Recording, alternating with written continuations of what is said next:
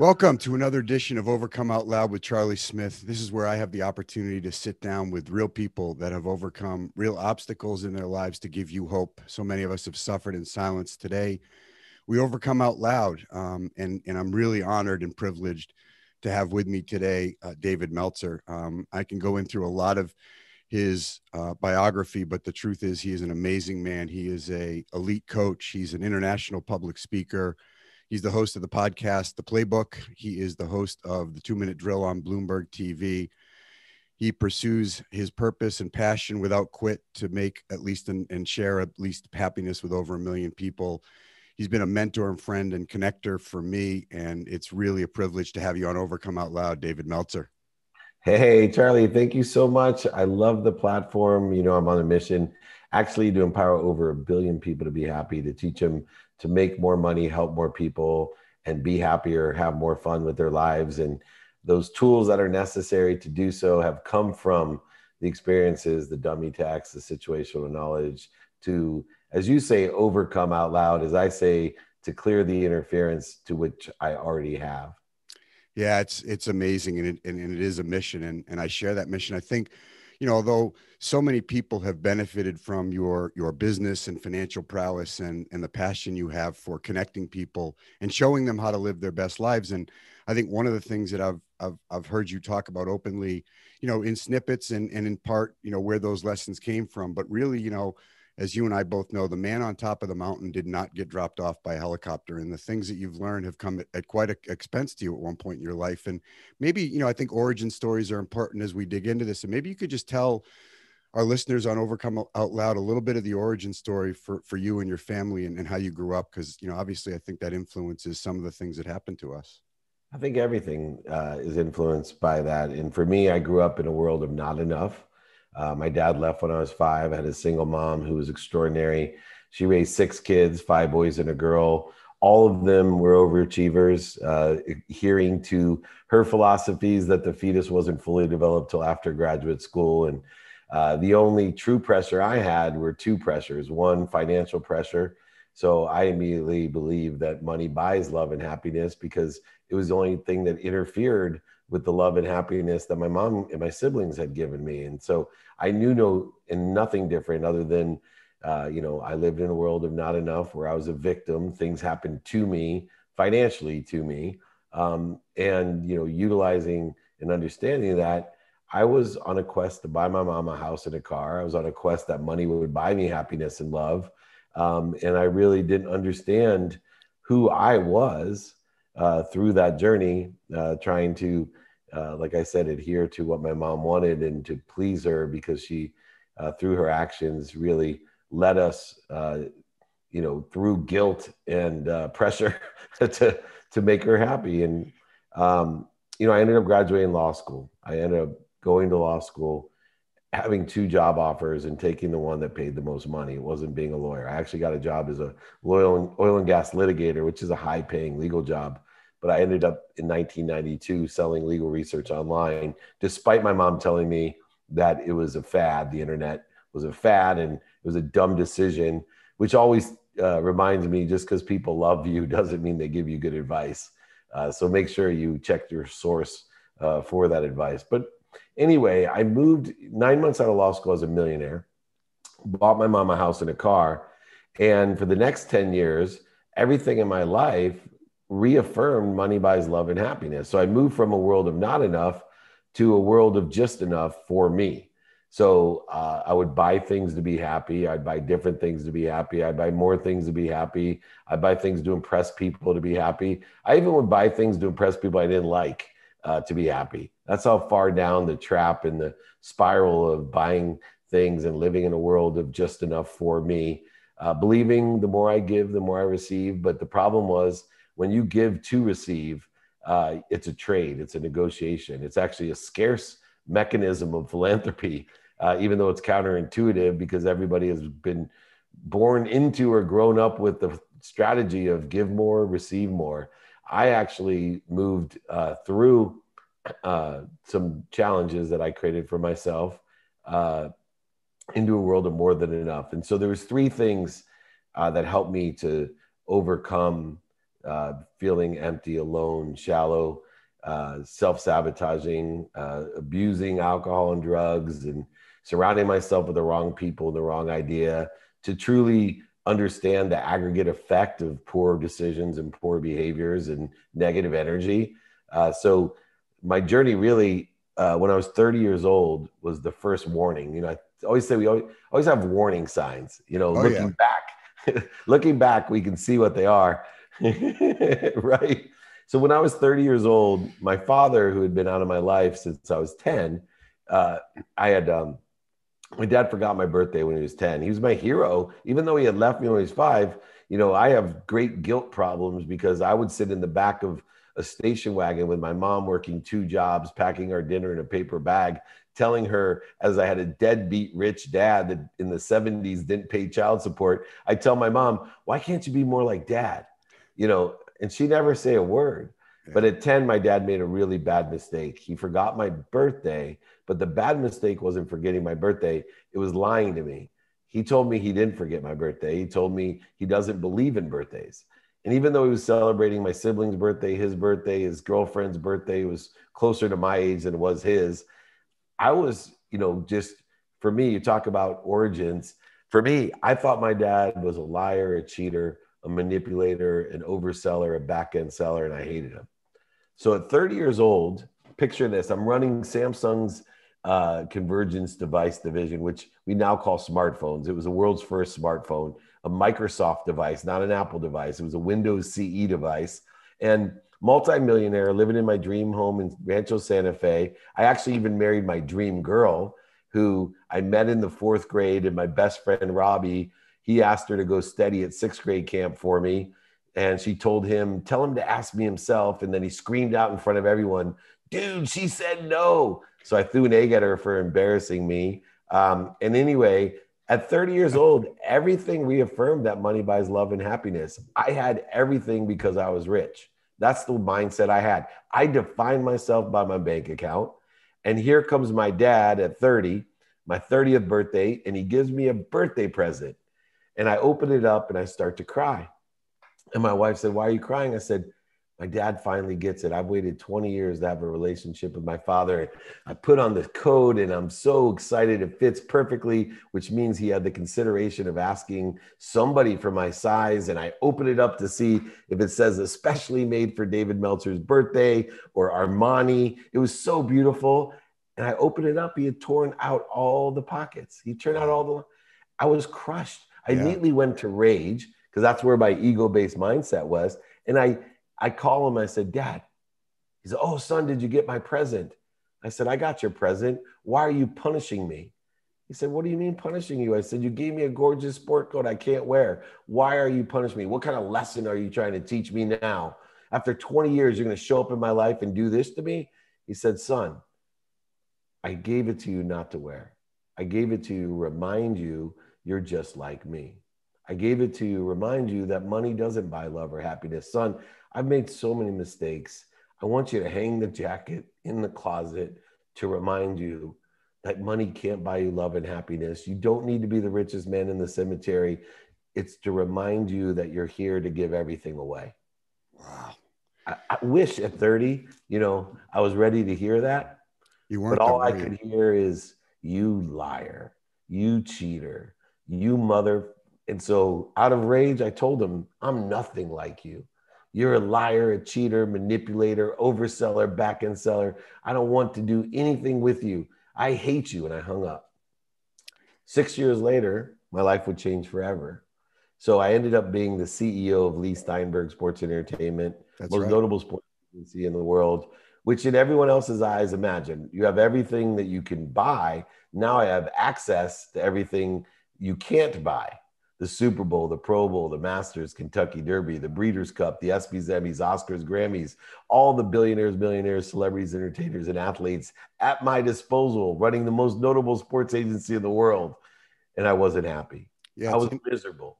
it's interesting. And you know, I think personally we have 2 dials, and you and I can talk about them, but you know, there's the beliefs and the behaviors, and those 2 dials, you know, turned against each other ultimately will end, our existence the way that we thought it should be. And I've had so many people on, whether it's Tony Mandarich, who was a second round pick in the 1989 draft, or Joe Relampagos, who's the producer of The Biggest Loser and a famed executive producer.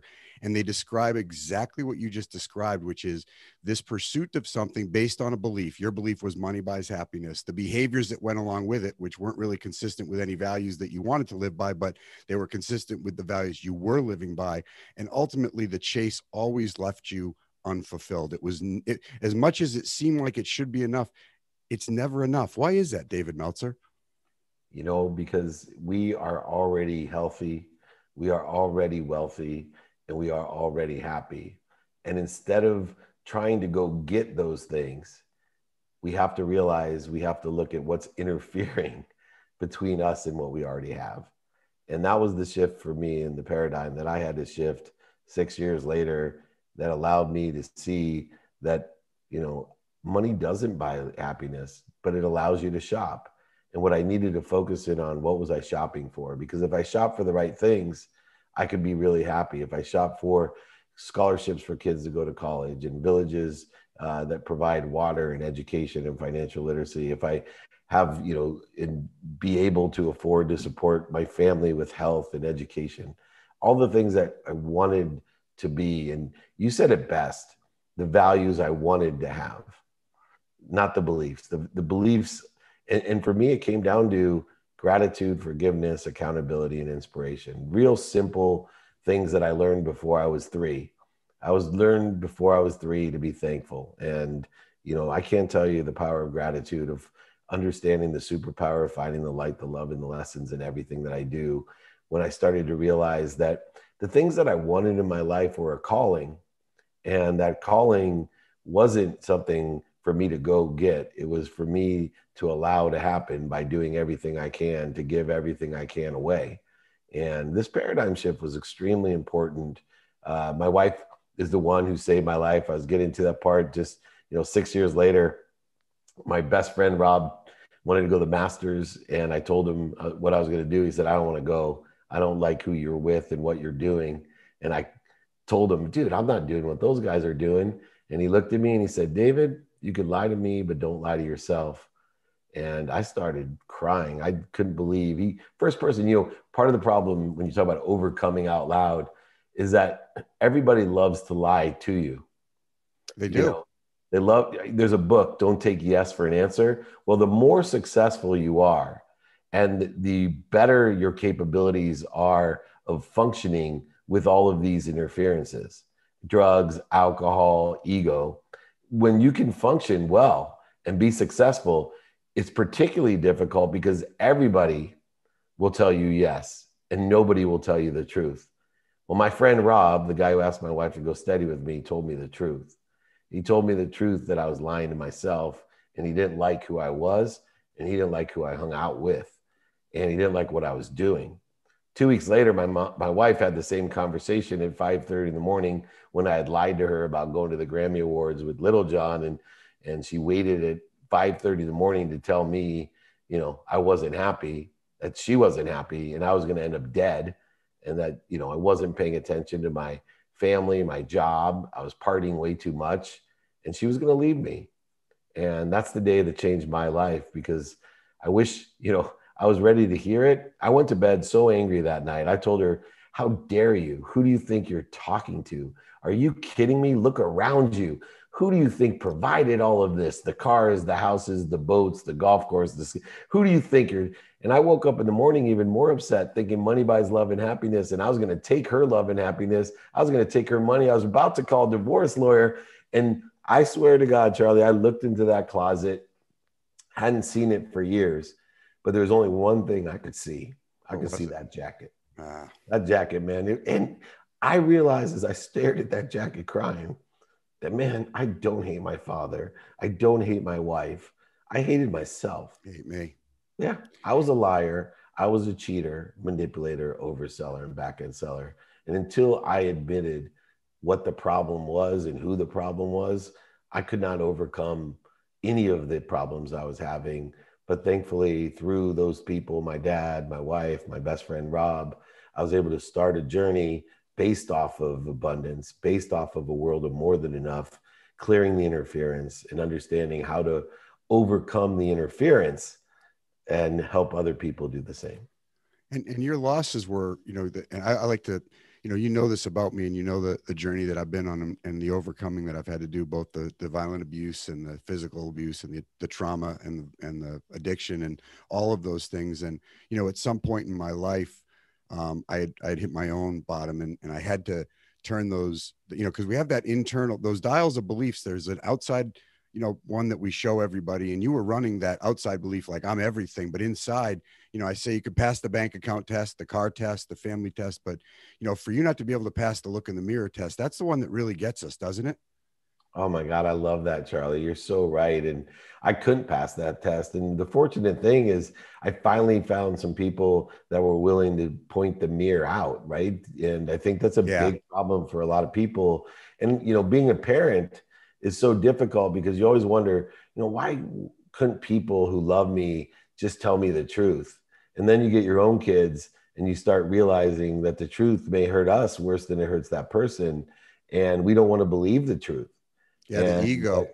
Yeah, and it's so difficult. But both of us being on the mission to help others by illuminating the issues I had. I lost over $100 million, spiraling. I said my bottom had a basement. But I will tell you, 16 years have gone by on a mission to empower other people, to be happy. And my life has changed. And I've surrounded myself with people like you that are willing to look in the mirror, willing to help others look in the mirror, and also give pragmatic tools. It's not just a theoretical vision of how we can heal, how we can get rid of that interference. There's pragmatic ways to shift people's beliefs because, to overcome anything, it doesn't matter what we teach, what we preach, what we motivate, what we inspire. If the person doesn't make the decision for themselves, they will never overcome the challenges that they want to. I think one of the greatest, and I obviously I have learned a lot, and I want to take a second to just, acknowledge the people that the fact that you've been around me. I think we started working together. We got some books for your charity when Game Time Decision came out. I was working on a writing assignment. I was on a cruise and going through a very emotional time in my life by myself. My kids came with me, but I was in a cabin by myself, and you would give me a writing assignment to write every day in our early work together. And so I had a chance to really start looking, and you introduced me to Mike Diamond and Scott Gorman and a lot of the other guys that are around me. And, you help so many people, and to watch what it came out of, because I think what's important, Dave, is that house you talked about wanting to buy your mother's a house, and the way you were living actually even cost you. You had to go talk to your mother about the fact that she wasn't going to be able to keep that house one day, didn't you, man? Yeah. Well, great awakening is not only was I have to tell Leigh Steinberg, but my nickname was Midas. I got hired because they could use me as an icon to take care of kids in the sports agency job. So to tell Leigh I lost everything, that he couldn't use me as his example, that we take care of these kids' finances. But worse, imagine the only reason I wanted to be rich, the whole course of my life was set forth because I wanted to buy my mom a house and a car. And I had to go tell my mom not only that I went bankrupt, but I'd forgotten to take her house out of my name and I'd lost it.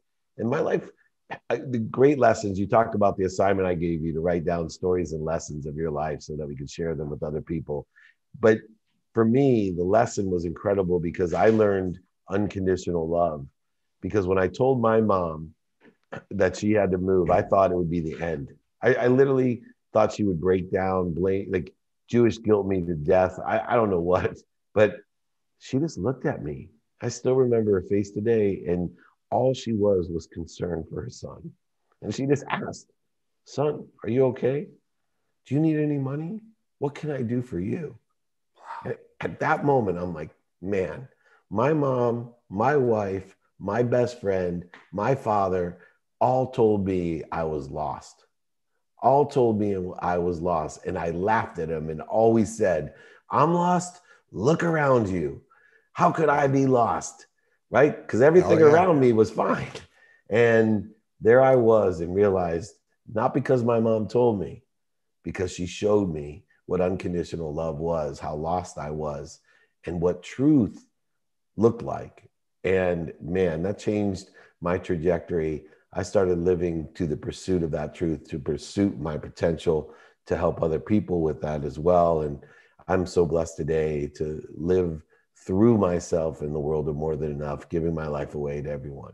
I'm 55 and I feel like I could run a marathon every day, but yeah, I got to tell you, you and Mike Diamond give me a run for my money, man. The amount of things that you guys are able to do, putting forth this word. And you mentioned something, and it's one of your, I'll call it sayings or one of your monikers, one of the things that at least I attribute to you, because one of the reasons I think people stay stuck, whether it's in addiction, depression, anxiety, and worry, or even their physical and emotional health, is because the journey out seems so long, right? The destination from where we are to where we want to be seems so difficult. And I've never heard it said so simply that resonated with me more, and how important it is to start that journey just by lowering the bar and building some success. And you know, people always say you got to set that bar really high, but when you want to overcome an obstacle and the path seems so far, those small, simple steps were really important for us, weren't they, in the early goings, and setting that bar to something that we could actually achieve, whether it was how we wanted to live our life or being honest just for one day, was so important. Where did that, how did you learn the power of that kind of setting the bar at a level that you could step over to build the momentum you needed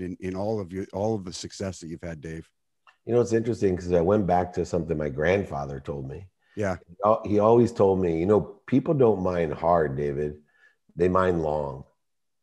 And Yeah. you know, if you don't mind hard, then just lower the bar, because you'll go ahead, you don't mind hard, you'll overachieve the bar. You know, if you can jump 6'8" and the bar is at 2 feet, you'll still jump 6'8". You don't mind that hard for one day. But if it's only at 2 feet and someone says you're gonna have to do this every day for the next 20 years, you're like, yeah, no problem.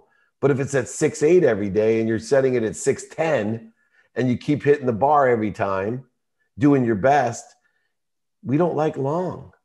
We don't mind the hard in the short term. So I think for me, the success, and then the second area was just my belief in consistent behavior, that 2 minutes a day is worth more than 2 hours on a Saturday. And that philosophy has changed my life as a parent, as an academic. Understanding the exponentiality of how the conscious continuum works has changed my life, because I now set the bar low on so many different things, but I'm able to do it every day, and I get the exponential results, the compound interest, the aggregate effect, which is exactly directed towards addiction, abuse, all these things. You know, we talk about the positive effect of habits and discipline and consistency, but you and I both know that, you know, part of the problem is the aggregate effect of addiction. That, you know, I have a 22-year-old and I see her with a vape, you know, and she's like, well, I feel better. You know, this doesn't affect me. Yeah, keep doing it for 10 years and see how you feel. Keep drinking for 10 years and see how you feel. Keep utilizing and abusing things for 10 years and see how you feel. It's an aggregate negative as well as an aggregate positive. So lower the bar, put the things into your conscious continuum that you want to expand upon and accelerate and grow. And it's that way out. I think that is the consistency. And, you know, before we, and I know we've got just about 5 minutes left, and I want to get into some of the incredible things that you're doing, especially your coaching and your free training. I mean, I can't imagine that when you looked at that jacket, when your wife looked you in the eye and said you weren't the man that she wanted you to be, or the man that you used to be, or your dad or your best friend Rob didn't want to be around you, that you could imagine by making these small, simple changes, you'd be impacting so many people. Can you explain to our listeners the concept of cellular memory and how skipping a day takes us back to the beginning line? I think we think, you know, in terms of being consistent, that, you know, I'll work out for 5 days and then I'll take 5 days off and stay in the same shape. And I've always been fascinated because you've explained it so clearly about going back to the beginning of the line and how important consistency is when we want to overcome adversity, challenge, and change. Can you give us a little sample of the cellular memory we have and getting back to the front of the line, not just one place back? Yeah, of course. So the way our conscious continuum works is that our cellular memory needs repetition. It's stupid. And our senses are stupid. We all don't see, smell, taste, touch, and hear things the same. So in order to input good data into our system, we need to repeat things every day. And if we do that, it's exponential. The first day is X to the 0, which is 1. The next day is X to the 1, then X to the 2nd, 3rd, 4th, 5th, 6th. But if you miss, it goes to X to the 0, which is 1 again, beginning of the line. But what happens if you stick to it, after so many days, determinative upon the resistance that is created within your own system, meaning we don't know what the subconscious resistance may be or your unconscious competencies. For example, it's foolish to say someone that has hereditary addiction that in 21 days you can change your habit and never want to drink again or never want to smoke again or whatever. This is where people get confused because they hear it takes 21 days to build a habit. No, it takes a minimum of 21 days to consistently do something every day that it can possibly form a neural pathway. In other words, become one of the 40,000 of the same thoughts you have every day. Then once it's in the host of a neural pathway of 40,000 of the same thoughts, like a ski slope that you've gone down the same path on a smooth mountain, it just gets automatic. You don't have to do anything. The skis just stick. Well, after a while, it actually can activate your quantum memory. Now, some of us have inherited from 4 generations down disease, personality traits, characteristics, obsessions, and addictions. Well, if those are ingrained from 4 generations or even multiple lifetimes, it takes a lot more consistent behavior, and it may take more than one lifetime. You may always have to know that quantum in your being, you're an alcoholic, but yet you need to be even more consistent about your behavior to increase the cellular memory so that you're breaking the chain for the next generation or your next life, whatever you believe in. Anyway, we can change our lives by our habits. We can exponentially accelerate our habits by doing them every day. And when we zero them out, we start over at X to the 0, which is 1. So stay consistent and persistent in the pursuit of your potential. Don't wish for what you don't want. Don't wish for what's missing. And definitely don't wish for what other people want for you. But when you know what you want and input it through this system, it's amazing how rapidly and accurately you can manifest or attract what you want in your life. I mean, we can just drop the mic, because that is, I mean, that is life changing, and you've been life changing for me and so many others. I mean, I see Ricky Mendez out there, and I see so many lives that you've touched, and I think we're well on our way to that $1 billion mark. Can you take a second, and we're going to get all of your content and all of your locations up on the notes, but can you share a little bit about some of the more important things you're doing right now with people as they wrap up here, Dave? Sure. So for over 20 years, I've been doing free trainings, everything from sales training to ego training to addiction training to mommy issue training to the no training that I'm going to do, how to handle no. But I've done it every Friday, 11 a.m. Pacific, 2 p.m. Eastern time. And with COVID, we've taken it on Zoom. So we have over 28,000 people registered this week for training. The biggest pride I have about my trainings now is I have one of the top podcasts in the world. It's called The Playbook. And we have every billionaire, millionaire, entrepreneur, celebrity, athlete, entertainer, everyone from Cameron Diaz to Deepak Chopra to Ray Lewis to, Hall of Famers. But the number one downloaded podcast of mine, we have over 700 episodes, is my replays of my training.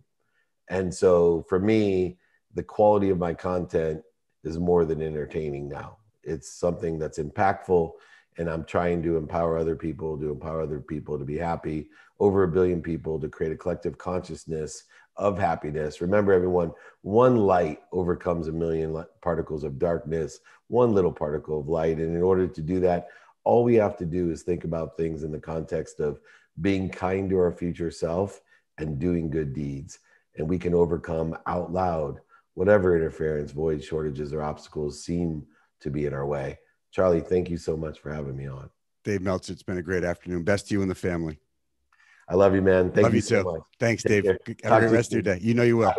Right on. Thomas? You there? Okay, they're all off. That's it. They go like right at 2:30, man. It is like, fuck, it is over. Okay.